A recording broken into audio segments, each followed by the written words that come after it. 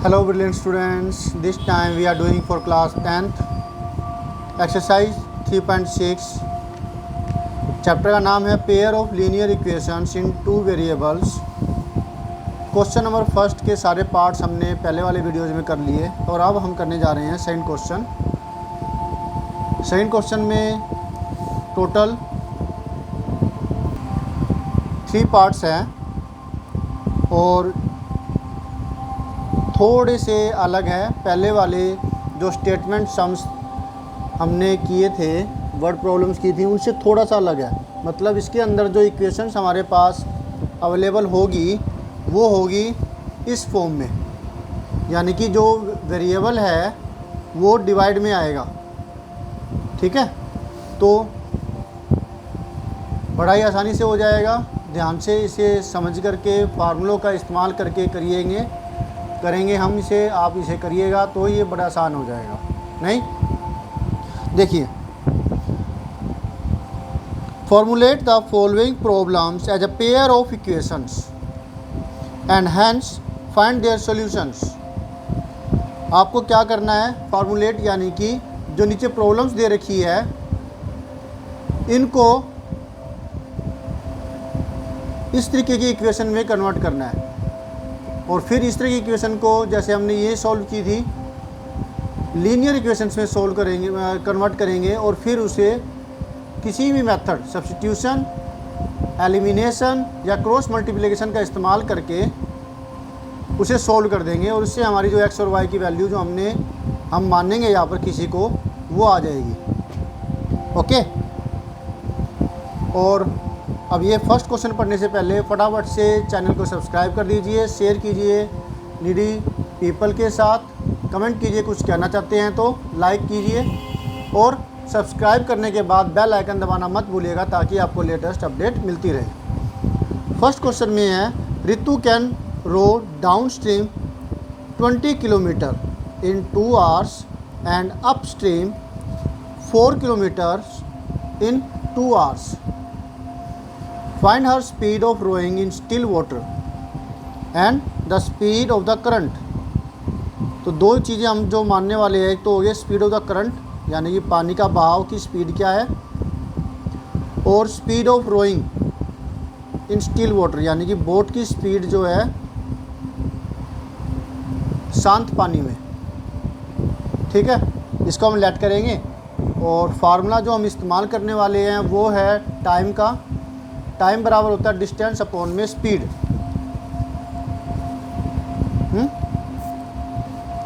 Late करते हैं यहाँ पर।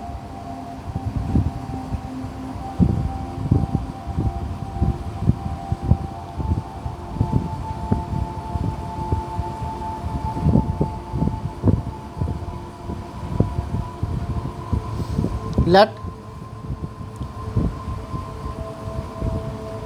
Speed of rowing in still water. ऋतुज speed of rowing in still water, शांत पानी में स्पीड रोइंग करने की वो हमने मान ली x किलोमीटर पर आवर। ये पर आवर के लिए -1 हुई है, या फिर ऐसे स्लैश का निशान लगा के h लिख सकते हैं, फिर उसमें माइनस का साइन नहीं आएगा। और speed of current, speed of water current, पानी के बहाव, y किलोमीटर पर आवर। क्योंकि हमने ये लेट किया इसलिए यहाँ लेट ज़रूर लिखेंगे। ओके, हो गया इतना। अब जो टाइम होता है वो होता है डिस्टेंस अपॉन में स्पीड। और अब डाउनस्ट्रीम और अपस्ट्रीम का केस आया है तो वो समझिए। डाउनस्ट्रीम के अंदर क्या होता है, पानी का बहाव के साथ speed of rowing in downstream is equal to water current की स्पीड के साथ इसकी स्पीड को प्लस कर देंगे, x + y kilometre per our. इसको आप वैसे समझ सकते हैं, जैसे मान लिया कभी आपने साइकिल चलाई हो और तब तेज़ आंधी आ गई हो। अगर आपकी साइकिल ऐसे जा रही है और आंधी की रफ्तार, आंधी का जो बहाव है, पानी जो हवा का बहाव है वो भी इस तरफ है, तो आपकी स्पीड बढ़ गई होगी।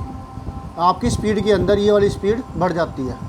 लेकिन अगर ऐसा ना हो करके आप ऐसे जा रहे हैं और जो हवा की जो डायरेक्शन है वो इस तरफ हो, तो आपको ज़्यादा ज़ोर लगाना पड़ता है आगे बढ़ने के लिए, तो आपकी रफ़्तार माइनस हो जाती है।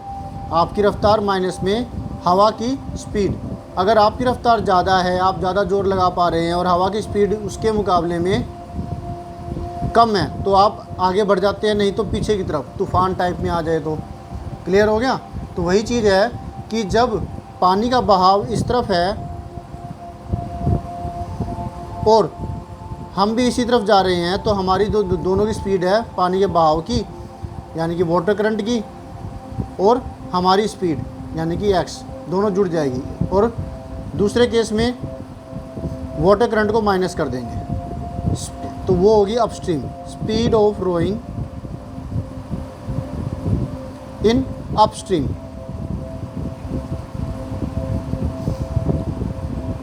हमारी स्पीड में से करंट की स्पीड, वाटर करंट की स्पीड माइनस कर देंगे x kilometre per hour. According to the question first condition, first condition के हिसाब से टाइम होता है डिस्टेंस अपॉन में स्पीड। अब डिस्टेंस 20 किलोमीटर कवर किया है, कब? डाउन स्ट्रीम में, यानी कि डाउन स्ट्रीम में स्पीड है वो है x + y। कितने घंटे में? 2 आवर्स में। तो ये तो आसानी से होने वाला है ना।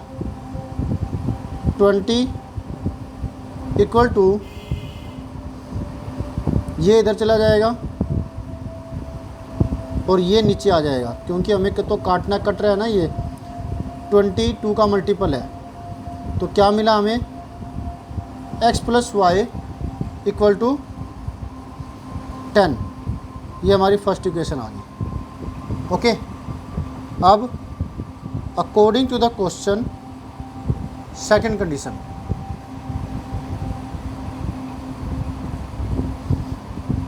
सेकंड कंडीशन के हिसाब से 4 किलोमीटर जब वो अपस्ट्रीम जाती है तो 2 घंटे का टाइम लगता है, तभी 2 घंटे है। 4 अपस्ट्रीम में स्पीड x - y होगी, डिस्टेंस अपॉन में स्पीड इज इक्वल टू 2, तो ये नीचे ये ऊपर, 4/2 is equal to x - y, x - y is equal to 2। तो ये तो आसानी से होने वाला है, क्योंकि आसान है, यहाँ +y है, यहाँ पे -y है, तो हम एलिमिनेशन मेथड का इस्तेमाल कर सकते हैं। नहीं, हमें जो इक्वेशन मिली थी वो थी x + y इक्वल टू 10, इसे हमने नाम दिया था 1, x - y इक्वल टू 2, इसे नाम दिया 2। एडिंग कट गया ये, 2x is equal to 10 + 2 12, x की वैल्यू आई 12 अपॉन में 2, यानी कि 6 किलोमीटर पर आवर। अब ये जो वैल्यू है x इज इक्वल टू 6, ये वैल्यू हम रखेंगे या तो इसमें या फिर इसमें, फ्रॉम 1 and 3। 1 ये है, 6 + y equal to 10, y equal to 6 उधर जाएगा, 10 - 6 4, तो y की वैल्यू 4 आई। तो हमने जो x माना था वो क्या थी? Speed of rowing. हैंस ऋतुज speed of rowing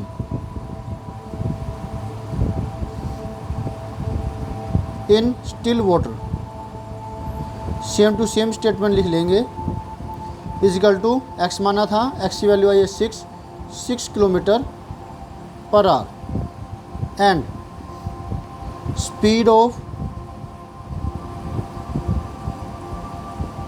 water current, जो हमने y माना था वो वाटर करंट की स्पीड होगी 4 किलोमीटर पर आवर। ठीक है, इस तरीके से हमारा ये आंसर आ गया, बड़ा ही आसान है। चेक करना चाहे कि आंसर सही है नहीं है। 6 हमने यहाँ से निकाली थी ना 1 और 3 से, तो अब इसमें वैल्यू पुट करते हैं। 6 minus 4 x minus Y 6 minus 4 2 आ रही है ना, तो इसका मतलब हमारा आंसर बिल्कुल ठीक है। तो बड़ा ही आसान से ये हो गया, ये तो सिंपल था। अभी आगे देखेंगे, आगे थोड़ी कॉम्प्लेक्सिटी आ सकती है, तो इसको अच्छे से देख लीजिए और लिख लीजिए। मिलते हैं नेक्स्ट वीडियो के अंदर नेक्स्ट सॉल्यूशन के साथ। Always have a great time. Thank you for watching your own video. Bye.